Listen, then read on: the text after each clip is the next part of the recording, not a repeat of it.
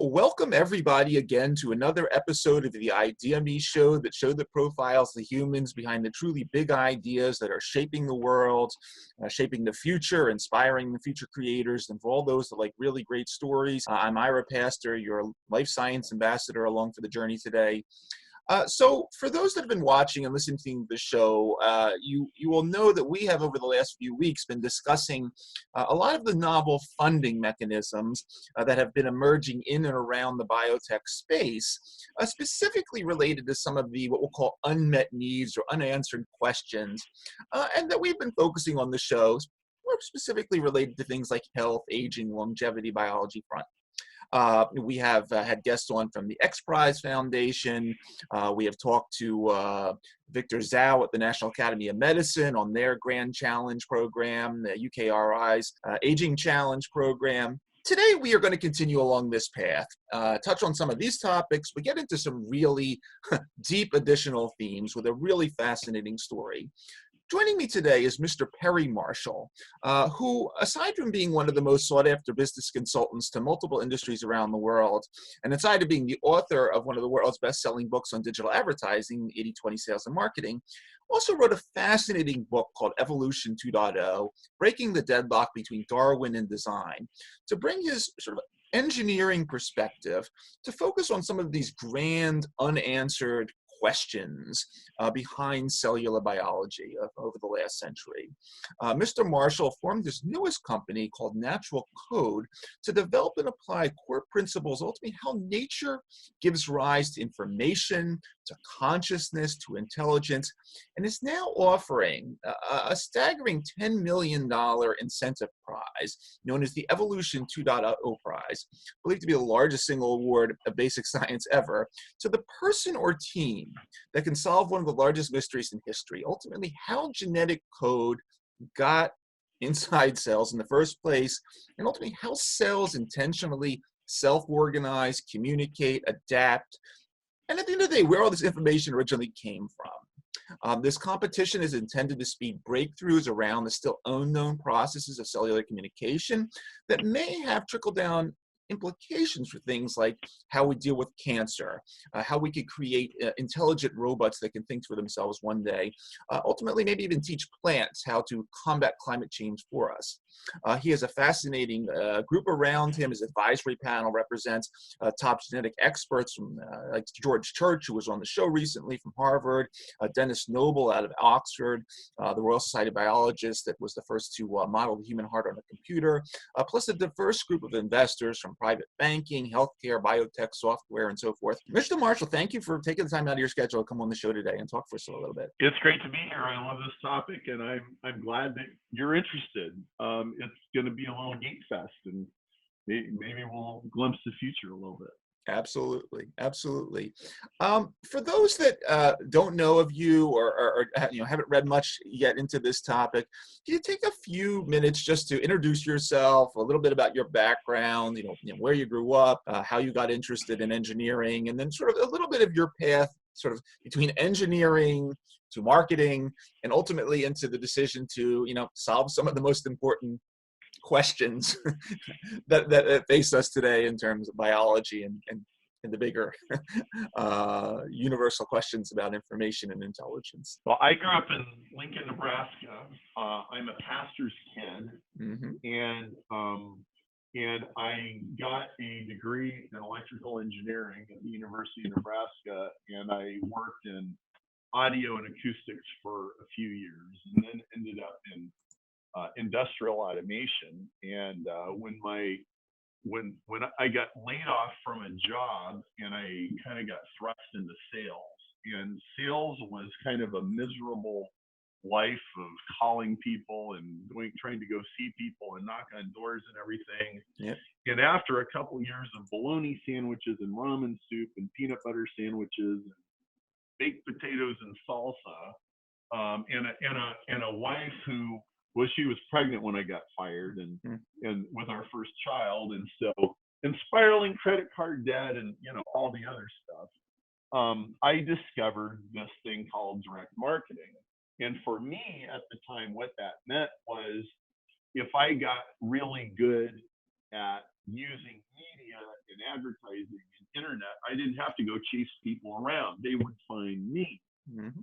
And I did that, and that happened, and it completely changed my life. And it went from like dreading going to work in the morning to enjoying it. It's like, I'm gonna go to work tomorrow, like today, and there's gonna be like 6 or 8 people that have put in a request. They want to talk about our software and our hardware and all this, and I can be the consultative engineer consultant who helps them figure it out, instead of the guy who's chasing them around. And that was just like better than any form of therapy ever. It was like, wow, people actually want to talk to me. And so that was really fantastic. And well, one thing led to another. I hung out my shingle, and I ended up writing, like, probably the thing I'm best known for in the world is I wrote a book on Google advertising. Mm-hmm.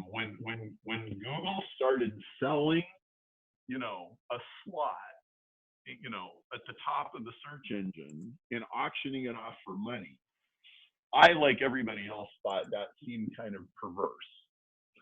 Okay. But in actuality, it's like one of the most brilliant things ever.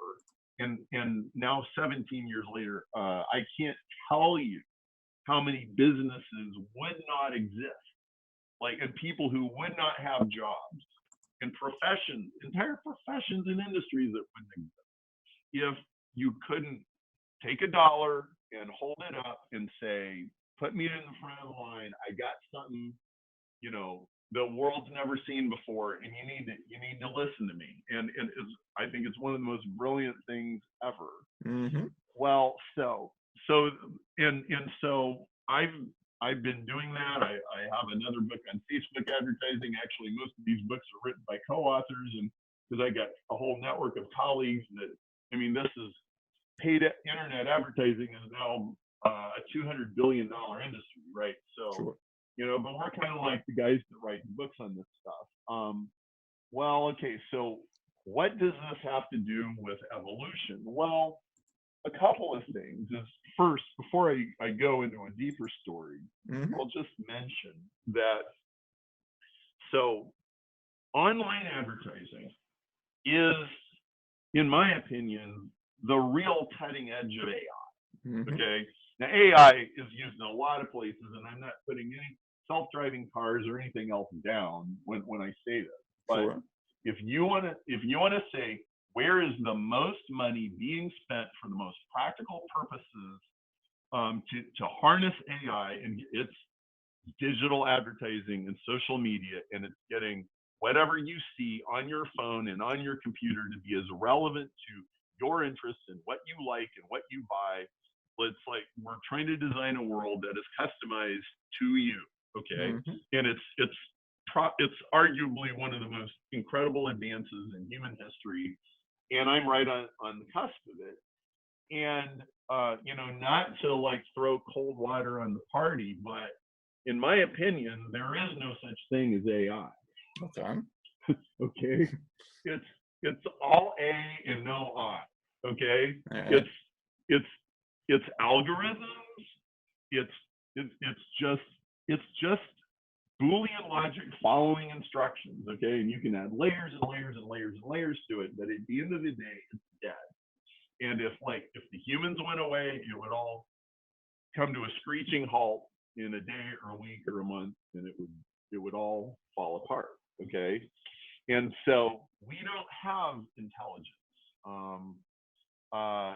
I don't think we will until somebody actually solves my prize. Mm-hmm. This prize is really getting at the heart of what is intelligence and what is the difference between biology and everything else, Mm-hmm. and nobody knows. So that's kind of a setup. So let me tell you how I didn't get into this evolution project because I was trying to answer that question. I've kind of come around to like joining these two worlds together. Where it actually started was, so I mentioned I'm a pastor's kid, and I have a brother and a sister, and my younger brother moved to China when he got out of seminary. He got a master's degree in theology, and he was going to be a pastor, but then somebody gave him a different idea. He ends up moving to China, teaching English most of the time, and then like he's a missionary on the side, which, by the way, in China is kind of illegal. There is no religious freedom in China, so he's kind of under the radar, doing his thing. Okay, so totally fascinating new phase of his life. I mean, he like knew 10 words when he got there. Okay, he learned Mandarin. He's fluent. So he's in China, and in addition to this whole adventure of teaching English and everything else, he's also growing up. And part of growing up was, well, do I really believe all this stuff that they've been teaching me all my life? Well, he wasn't so sure. He was actually having a lot of questions, a lot of doubts, a lot of intellectual issues coming up. And he would email back and forth. So this was already going on for quite some time. But I went to go see him in 2004. And when I got there, I suddenly realized, oh, I thought he was just kind of flirting with these questions. Actually, he's already off the bus. Okay. He doesn't even believe this anymore. He's not a Christian anymore. He's not a missionary anymore. He's an agnostic. He's actually really teetering on atheism. And this got us into an argument. I felt pretty threatened by this. And so I said to him, Brian, look at the hand at the end of your arm. I said, this is a nice piece of engineering. Like, I'm an engineer, and you don't think this is an accumulation of random accidents, do you? And he's like, hold on. And he just came right back with me and everybody's had this discussion somewhere. Sure. Okay. Of course. He's like, no, you don't need a designer. You don't need God. All you need is millions of years and replication and natural selection and an occasional copying error in the DNA. Once in a while will be better, and it'll filter out. Natural selection will get rid of the bad ones, and everything gets better and better. And there you go. And I listened to that, and you know how you could have like a million thoughts rush through your head in about 10 seconds? Sure. And I thought, okay, as an engineer, I've never seen that what he is saying is actually true. This does not really quite make sense to me. But I am not a biologist. I know a ton of biologists would agree with him and not me. And just from going to engineering school, I know science can be really weird. Sure. And there could be a whole departments of stuff that I'm completely ignorant of. And maybe my intuitions about this is I look at the hand of my arm and go, this is purposeful, this is ingenious, there's a God. And I'm like, well, you know what? How about you stop arguing with Brian, because you're both making each other miserable. This was supposed to be fun, right? Right. Stop arguing, stop. When I go home, I'm gonna figure this out. And that's what I did. So I finished my trip with Brian, and I get on a plane, and I go home, and literally the day that I got home, I started buying books, as you can see, Okay, and it was like, I'm gonna get to the bottom of this. And I had a sense of what it is to get to the bottom of something. I had written a paper in college. I won't go into what it was about, but I had gotten to the bottom of a engineering problem. And I knew what it feels like when you're down to Newton's law, or something like that. And then you can work out all of the stuff. And I said, that's what I'm looking for. And I'm going to get to the bottom of this. And so I didn't know, where this is going to take me. Is this going to get me in a huge fight with my wife about taking the kids to Sunday school? And am I going to end up like my brother? I don't know, but here we go. So I just floundered for a while. But and by the way, biology is like about 1,000 times more complicated than electrical engineering. Mm-hmm. Like, and I'm not even exaggerating. It's Right. like you think your iPhone is complicated, try one bacteria. Okay. Sure. So I floundered, and I really did. I was just feeling helpless. One day I had this, I just hit bedrock moment. And what it was about 2 years before that, I had written a book called Industrial Ethernet. And it was all about the ones and zeros and how the packets go together and TCP/IP and all that stuff. And I suddenly had this flash, like almost like a violent flash of recognition. I'm reading about DNA and genetics and the genetic code and the genetic code table and everything, and I go, whoa, I've seen this before. I know what this is. I know exactly what this is. This is digital communication, and I had never understood that before. You know, it's like DNA is a molecule and it's got these letters, yeah. Mm-hmm. No, like this, there's a whole hierarchy of information here. Right. And it's just like an Ethernet packet. There's a header and a footer and something akin to an address. And there's error detection and error correction. And all of a sudden, I'm like, I can figure this out. This is no longer just some ineffable mystery. And so, and that was like one of the most incredible moments I've ever had in my life. Well, so then all this stuff started to make sense. And what I found out was every cell in existence has many of the things that you have in your router, your Wi-Fi router. It's Sure. error detection and correction and all the stuff. Well, so this immediately told me that evolution is not random copying errors, which is what Brian had said, which is in all kinds of books. Like there's tons of biology books that'll tell you that. No. In fact, that notion is one of the biggest mistakes in the history of science. And it's one of the biggest misrepresentations of science. Now, any geneticist or any biologist worth their salt in 2020 knows this is not true. Mm-hmm. But it's still in the textbooks and it's still in the media and like it's still getting circulated around, but it's not true. What I found out was cells have the ability to not only to process information and check for errors and you send that to me again, it didn't come intact. Mm-hmm. They not only do they have all that, but they have something exponentially more impressive, which is they have the ability to change it. Sure. Okay, so when let's say you got strep and you're taking antibiotics, and so you got these strep germs floating around your body, and they're going, this antibiotic is killing me. It's leaking inside my cell wall, and if I don't get rid of this, I'm going to die. So what can I do?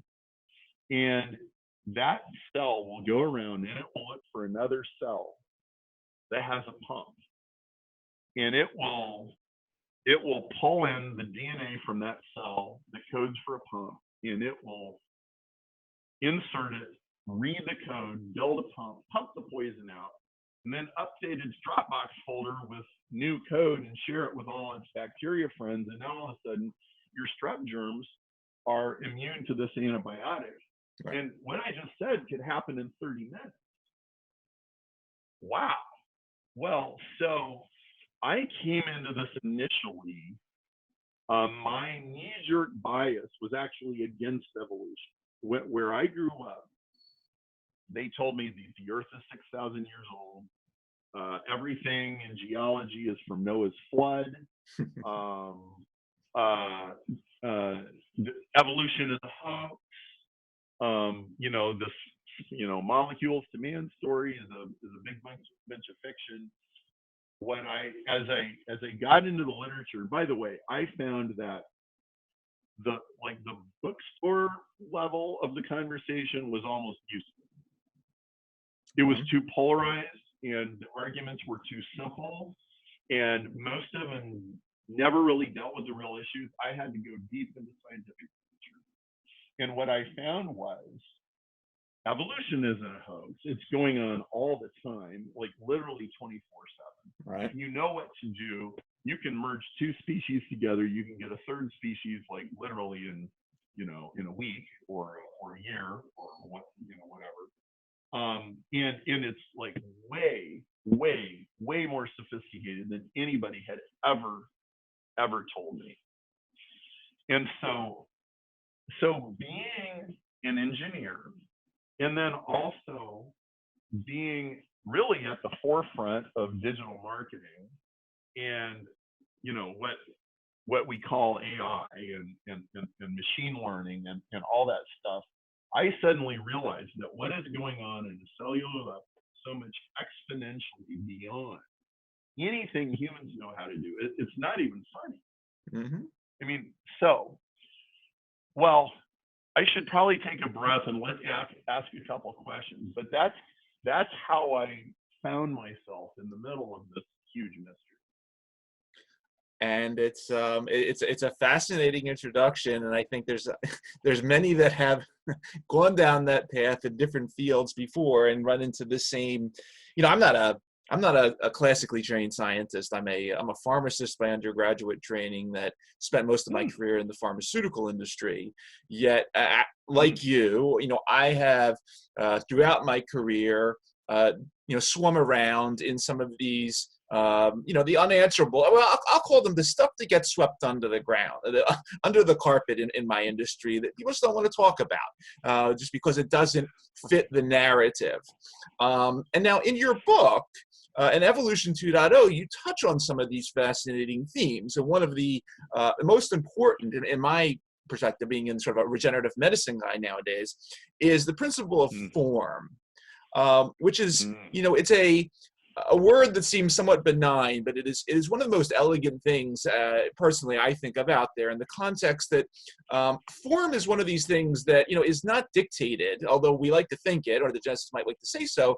It's not dictated by a specific gene. There's no gene that tells me to be 6'5", or that that I have a certain shape to my face, or so forth. These are much more complex dynamics, and it's one of those, say, unanswerable questions. As we talk about, you were talking about the amazing things that go on in one cell. I'm sitting here, you're sitting there. We're both about 50 trillion, and how all of this happens so perfectly, how those communications, those error corrections, everything, hundreds of thousands of reactions per second across trillions of cells every day of our lives, into our later days. It's one of those unanswerable things. Similarly, you also talk about this principle of sort of awareness in cells. And once again, I can point to beautiful papers, where, this thing inside the skull that we all have, you and I and everyone listening to the show, it doesn't exist in a lot of species. There's species out there with no brains. There's bacteria that get together and do fantastic things, just like you and me, that, they don't have minds. They don't have a nervous system. Talk a little bit about some of these unanswerables, let's say, as they are today, that you mentioned in your book, because I think they're very important as we get into the theme of what the prize is all about. If you wouldn't mind, I just saw a copy of the book there with you.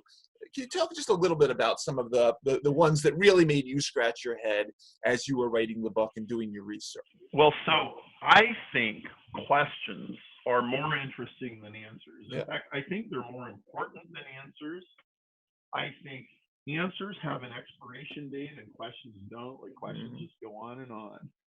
So what I found almost immediately was a ton of questions are getting swept under the rug in biology, and like nobody really wants to talk to them. So let me just rattle off a list. Okay, Please. So first of all, for most of the last 100 years, it's basically been forbidden in biology to admit that organisms and cells and life is purposeful. But hello, it is, okay? It's as obviously purposeful as you could possibly get. But it's like this big political quagmire as soon as you start talking about purpose in biology. No, Right. so this has started to soften a lot in the last 5 or 10 years. Okay, and so you probably won't get shot for trying to run across the Berlin Wall anymore. But I tell you, for a long time, there was just this dogmatic insistence that the only purposeful thing in the world was natural selection, and everything else is just blind mechanical. Mm-hmm. Okay, so there's one. Okay, here's another one. Where did life come from? You know what the answer is? Nobody knows. Yep. Okay, where did the genetic code come from? Nobody knows. So, which is to say, by the way, well, actually, let me insert another one. What actually makes things evolve? Well, I can tell you it ain't copying errors. As a communications engineer, I can promise you, you can write it in blood. It is not copying errors, okay? Well, the truth is, things evolve. We only have a surface level understanding of why and how they evolve. Mm-hmm. Okay, and to illustrate my point, if we knew how things evolve, if we knew how to make something evolve, Microsoft wouldn't need employees. Okay, Yep. All of those companies in Silicon Valley have these very smart human beings, like the smartest ones we can find, with degrees from Stanford and Dartmouth, right? Banging away at keyboards, making $300,000 a year for sitting in a cubicle with headphones on, right? So we don't know where life came from. We don't know really what makes things evolve. We don't know where the genetic code came from. The design problem in biology has never been solved. Charles Darwin didn't solve it. Richard Dawkins didn't solve it. Daniel Dennett didn't solve it. And you mentioned form. Mm-hmm. Yeah, most people don't know that the shape of an organism, like whether it's a snake or a mammal, isn't encoded in the genome. There's not a gene for whether you're and I have to be careful here because this isn't my field, but basically there's not a genetic sequence that says, oh, you're going to be like an invertebrate, or this other thing's going to be a vertebrate. Yep. That seems to be coded in electric fields called morphogenic fields, which is like, well, there's a subject that goes about 100,000 miles deep, So there's just all of these questions that we don't know the answer to. Well, so the way that I decided to get to the bottom of this was that my brother decided, he moved back to the US about 2 months after I went to see him. And he decided he didn't want to argue about this stuff anymore. And I don't really blame him. And it wouldn't have been good for our relationship. And we have a great relationship. He's the president of my company. Love each other to death. But he didn't want to argue about this anymore. But now, like, my pump was all primed. And I was like, okay, I know I have all kinds of confirmation bias and all kinds of, like, I need somebody to joust with. Mm-hmm. And so what I did was I used my Google advertising expertise, and I wrote all these little ads. I said, where did the universe come from? And I drove into a website called cosmicfingerprints.com, and I had this email series, and you sign up, you get an automatic series of emails. And I would go into the things that I was discovering about biology and the universe and everything, and all the replies would come back to me. And I had this question: is Am I full of crap? And can I find somebody that'll beat the crap out of me if I'm wrong? And if I get in an arm wrestling match with somebody over all these facts and all these questions that we just talked about, you know, are they going to prove me wrong? And so, well, that email list grew to 175,000 people, and I probably answered 10 or 20,000 emails over a period of about 10 years. And that actually honed, because I was looking for what are the real questions at the bottom of this stuff. And what I came to the conclusion was that the most simplest, most fundamental question that I could identify in all of biology was basically, where does a 1 or a 0 come from? Right. Now, let me unpack that. So DNA is basically 1s and 0s. Mm-hmm. ACGT, it's just 4 letters instead of 2. You could convert it to 2 letters if you wanted to. But how does the code get the way it is? Right. If you have the ability to choose a 1 or a 0, you can create a code. So at the heart of biology is a question, is where do choices come from? Now, this is a very, very different thing than anything you get in chemistry and physics, because chemistry and physics are all laws, and laws do not have any choices. Right. And math equations won't give you choices, but what you see in information in biology is choices have been made. And not only is there appearance of some kind of a choice having been made at the beginning, but organisms make choices all the time, and they edit their own DNA.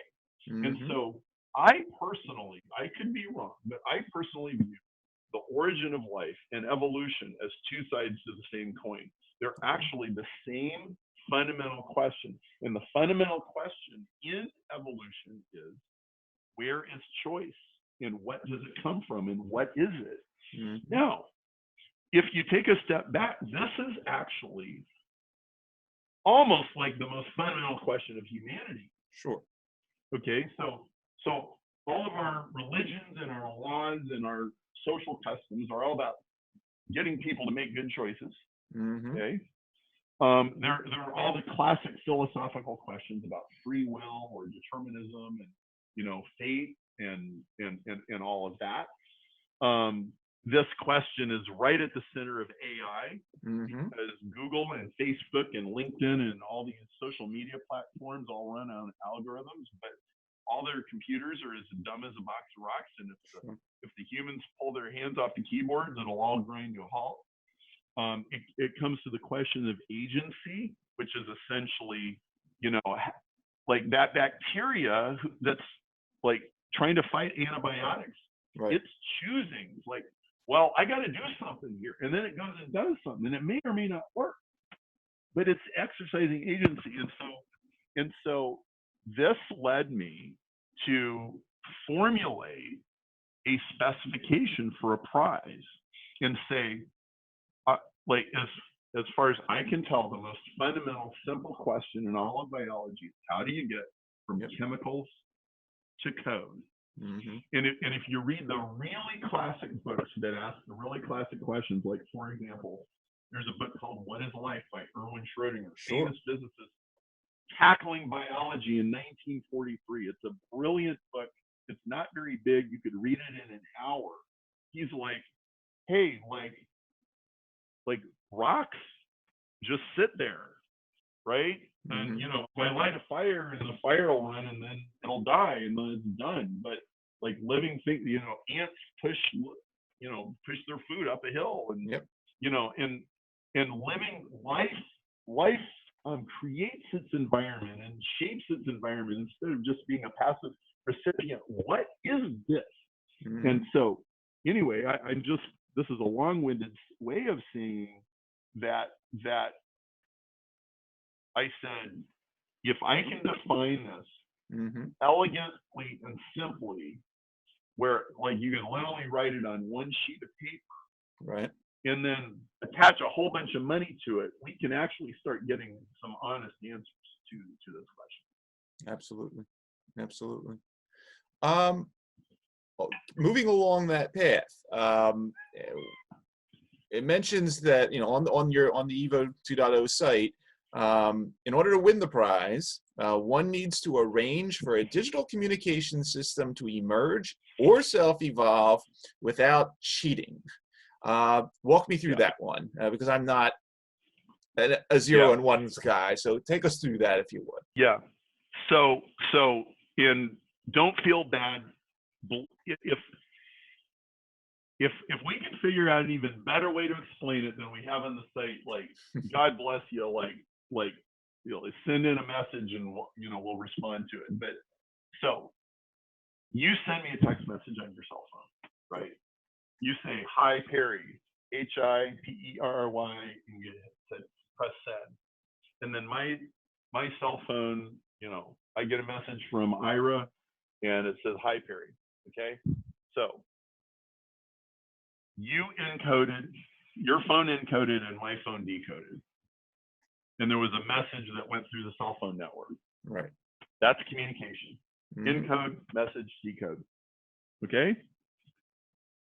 We're looking for, if you can pour chemicals in your bathtub and get the chemicals to self-organize to send digital code from the left side to the right side, and encode the message on one end and decode the message on the other end, then we're going to write you a check for $100,000. And then the next thing we're going to do is we're going to figure out, can we possibly patent this thing? And my investment group will pay for the patents, we'll pay for the legal fees, we'll pay for the research. And when the patent is granted, we'll write you a check for $10 million and we'll partner you into the company so that you're a recipient of the upside of whatever we do next with it. And that's what you have to do. Fascinating. And moving a little further, when that happens, and now the person has a lot of money, their natural code has patented a thing, and now you're going to take that fundamental learning and solve now the really big problems. We still don't have cures for cancer. We don't, we have this climate change issue. We have all the big problems that we can now take that code, whether self-aware robots or everything. I don't know how much money you have, but if there was unlimited funds falling from the sky tomorrow and you do have that code, take us out a few decades. Where are we going with that code? Because as you said, it leads in many directions. Obviously, you probably stay awake at night thinking about possibilities. Yes. Take us to the future on that one. Well, so first of all, let's just get it on the table. It's kind of scary. Sure. It just is. Okay. Yeah. Now, I hear Elon Musk telling us that the computers are about to be smarter than us, and Ray Kurzweil tells us that the singularity is going to happen in the computer. We're going to upload ourselves and we're going to live on the internet. I don't think it. I think that's all fantasy. But it wouldn't be fantasy if somebody was this right. I think that stuff could actually start to happen. Mm-hmm. Or like the machines could actually wake up. Well, all right. So what's that all about? Well, so first of all, I think a lot of people who come from where I come from and have the kind of background I have, most of those people would not touch this with a 10-foot pole. It's too scary. Well, I think I should touch it with a 10-foot pole because I think we need to figure out before Monsanto does. I even have a clause in like the way that the corporation is set up. It's like Perry's Monsanto clause, and it's like, well, if some big greedy company offers us a crap ton of money for this, and we don't think they're ethical, we're not saying yes. I don't care how much the investors want the money.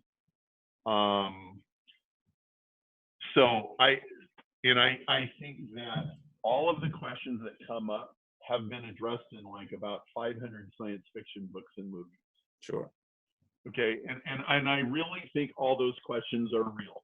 Whether it's Deus Ex Machina or Terminator or HAL 9000 or what.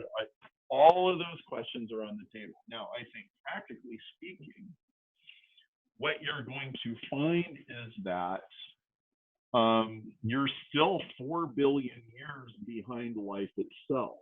Right. Okay. And that's not trivial. Like, everybody in technology is talking about Moore's law. And like, well, we're doubling every 2 years and we're doubling. Yeah, I know. But you don't realize how far ahead biology is from even where we're at now. Sure.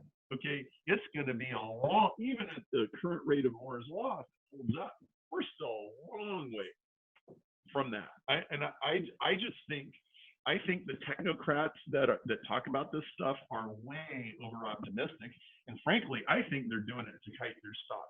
I think every time Elon Musk gets every time he starts talking about how smart the AI is, he's just selling cars and selling investment money for Tesla.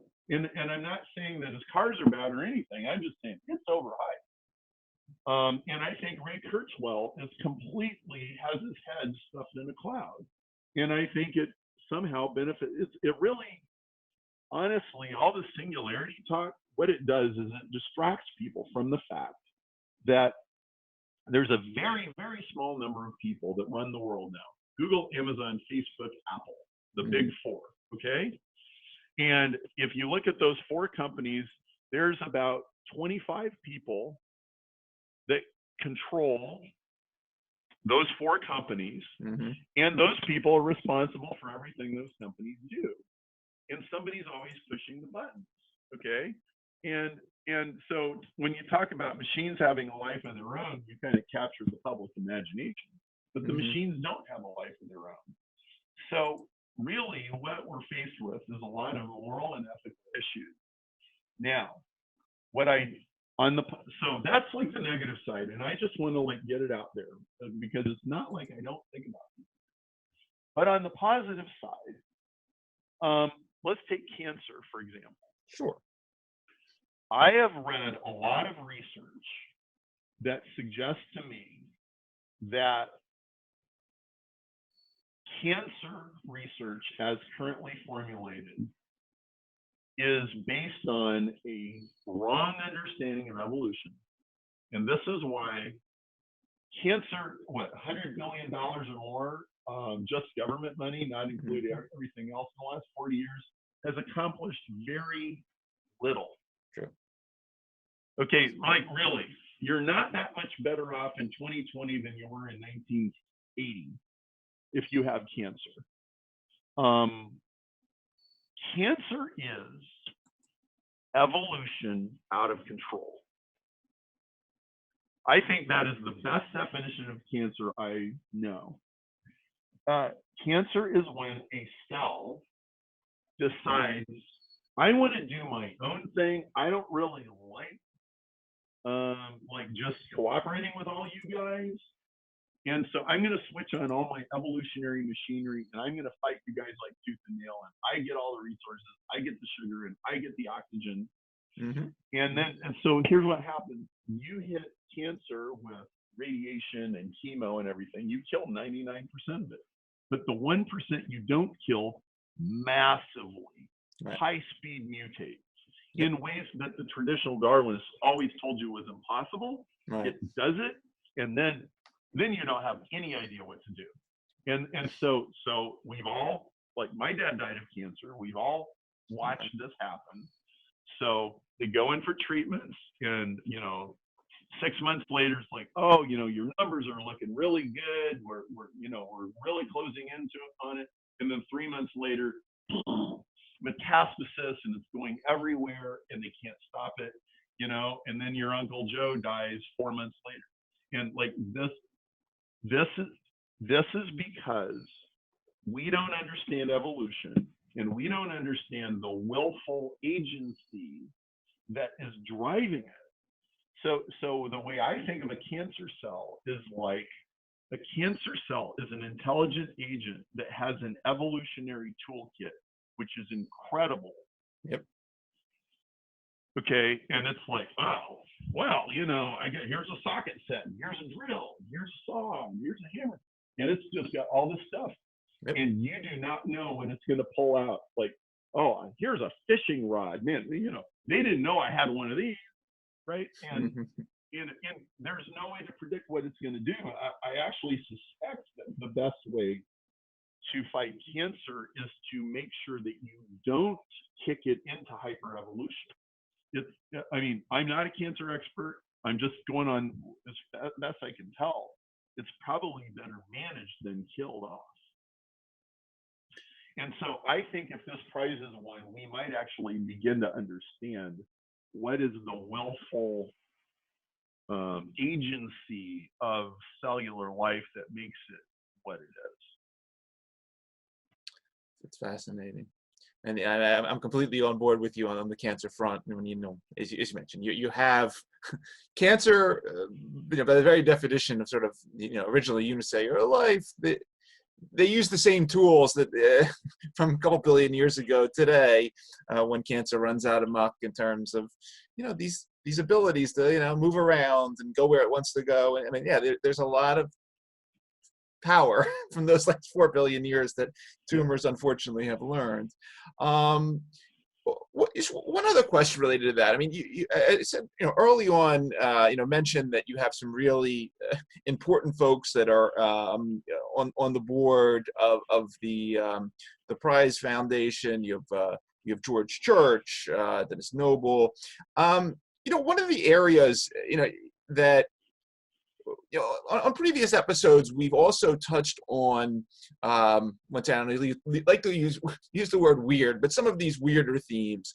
We did an episode several months ago on so-called quantum biology and all the weird dynamics that go on at that level, in the ways birds know how to navigate, in the way, we smell certain compounds and photosynthesis happens.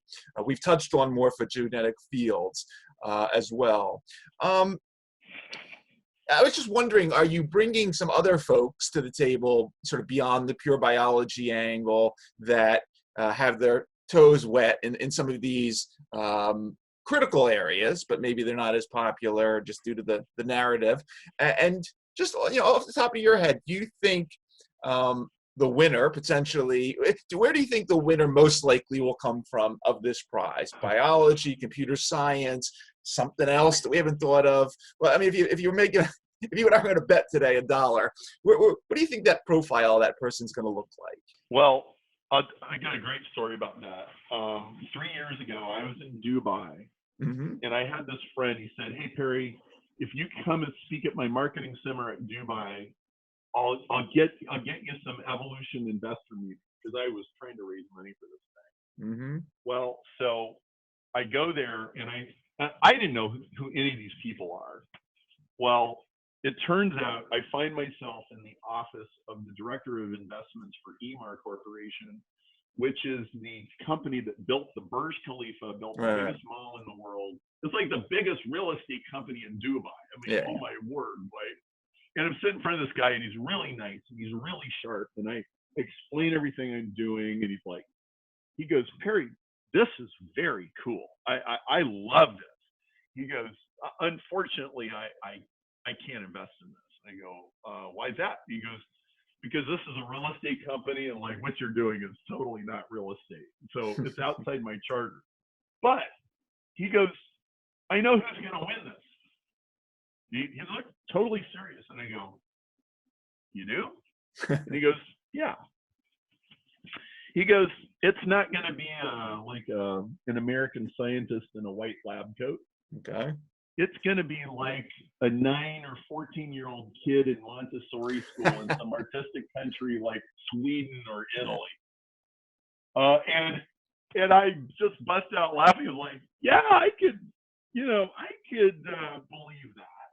And he might be right. Now, I'm not exactly sure how to reach all the 9 and 14-year-old kids legally in Montessori school in Italy and Sweden. But what I would say, kind of to your broader question, is this is a very interdisciplinary topic, Oh, yeah. and it should be.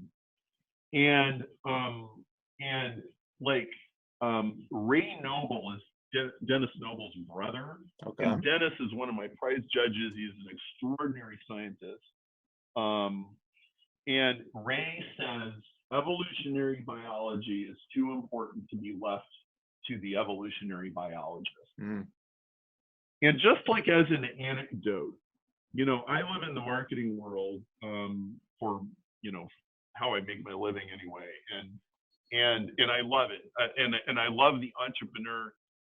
In fact, I wouldn't just say marketers; it's really entrepreneurs is my tribe. I mean, my friends are all serial entrepreneurs. Most of my friends have started like 5 different companies, and half of them have gone bankrupt at least once, and you know, and some of them are worth hundreds of millions of dollars, and it's a crazy, woolly, interesting crowd. And I was just at an event yesterday with all these crazy people, and what I tell my friends, I say, if you're an entrepreneur, you understand evolution way better than you think you do, because business and biology are nearly identical. They run on the same principles. So, for example, competition and natural selection versus cooperation and innovation. Okay, I can tell you, like, for sure, business is much more about collaboration than it is about competition. So yes, I know when you fly from New York to LA, it's American or United, and you can't fly on both planes at the same time. I get that, okay?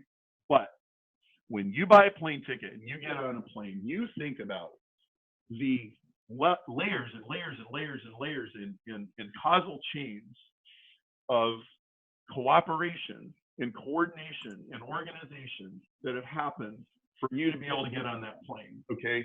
The supply chains and the communication systems and the computer systems and the flight attendants and the unions and the pilots, and it's extraordinary, okay?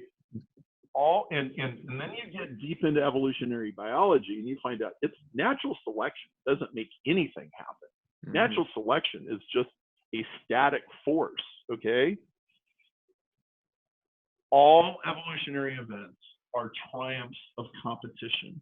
The greatest merger acquisition in the history of the world was when a cyanobacteria met up with a eukaryotic cell and made a chloroplast. Yep. Because that's what a chloroplast is. Chlorophyll comes from algae. Every green, look out your window. If you see anything green, it's because there's algae inside the plant cells.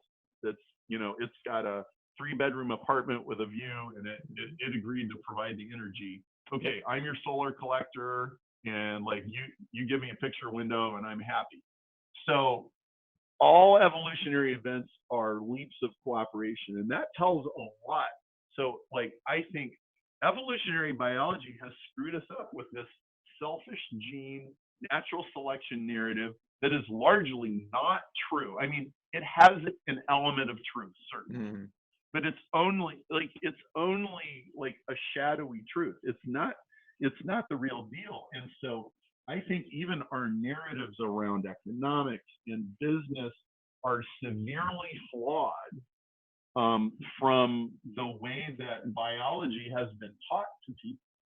And so, and you know, Ira, there is an enormous, like, I don't think people realize the degree of frustration and pent-up demand for a demilitarized zone where you can openly put these questions out there and not get attacked, and not get shamed, not lose your career, not lose your funding.